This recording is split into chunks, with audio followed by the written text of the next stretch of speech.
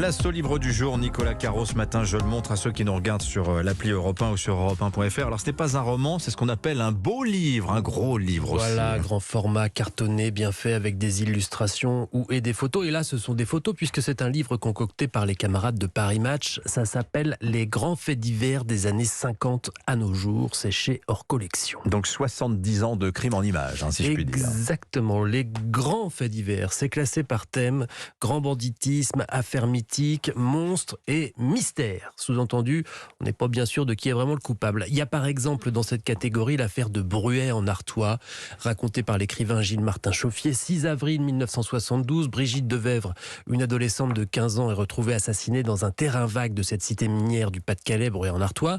Elle a été tuée vers 20h, alors on interroge le quartier, et on a vu un homme attendre une vingtaine de minutes dans sa voiture, juste à côté du terrain vague. Tiens, cet homme, c'est un notaire, Maître Leroy.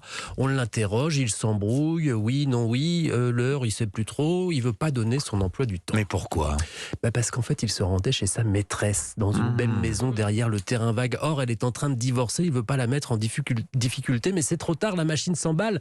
Il est coupable et c'est tout, parce qu'entre-temps, la rumeur a couru. À ce moment-là, les mines ferment, la misère gagne et l'affaire se transforme en lutte des classes. Il y a des tracts qui disent « Il nous tuait au fond de la mine, maintenant il mutile nos enfants ». Simone de Beauvoir s'y met. La maîtresse est elle aussi accusée. Finalement, ils bénéficieront d'un non-lieu et un autre jeune homme avouera le crime, mais il sera acquitté et l'affaire classée. Alors moi, je connaissais l'affaire, mais là, il y a les photos et notamment une vue d'avion du terrain vague et de la maison juste derrière, une configuration qui joue un rôle dans l'enquête. Les photos sont incroyables dans ce livre. Alors quoi d'autre dans ce livre ? Il y a l'affaire Dominici, très connue aussi. L'histoire du baron en pain, le baron kidnappé, raconté par Janco, ça vaut le coup. Il y a le petit Grégory, bien entendu. Omar Haddad, Omar Mathieu, vous savez. Et puis des plus récentes, comme l'affaire Delphine Jubilard, qui est toujours en cours. Voilà, merci. Il y en a plein d'autres, Grégory, Marie Trintignant, etc., etc. Les grands faits divers des années 50. Il y a à chaque fois des grandes photos. Voilà, sous la direction de Patrick Mahot, de nos confrères de Paris Match. Merci beaucoup, Nicolas. La série de la semaine maintenant, c'est avec Héloïse Goua. Bonjour Héloïse. Bonjour Dimitri, bonjour à tous. Alors on le sait, le monde de la tech, ça fascine tout le monde. Il y avait eu un film il y a 12 ans, The Social Network, film de David Fincher sur la jeunesse de Facebook. Voilà une série qui se met un peu dans les pas de ce film, sur les tout débuts, cette fois d'une plateforme de musique qu'on connaît tous. Oui, c'est même très probable que beaucoup d'auditeurs qui nous écoutent soient abonnés, puisque c'est devenu la plateforme de musique préférée des Français. Je vous parle de Spotify. Et la série suédoise The Playlist nous raconte la jeunesse de cette entreprise qui a bouleversé l'industrie musicale dans le monde entier. Spotify aujourd'hui, c'est tout de même 406 millions d'utilisateurs. Alors à l'origine de ce géant du streaming, il y a un Suédois de 22 ans, Daniel Ek.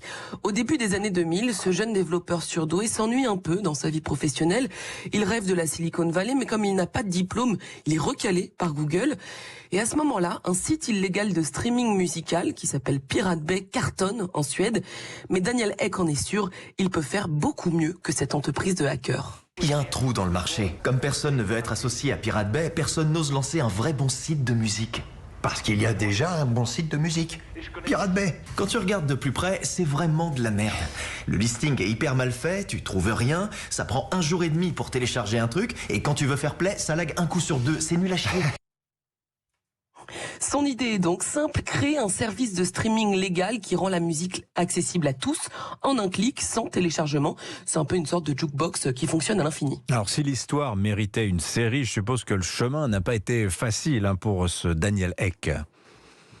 Oui, bien sûr, le quotidien de ce génie de la tech n'a pas toujours été rose, notamment parce que les maisons de disques, déjà très affaiblies par les sites de piratage, bloquent catégoriquement sur un point en particulier.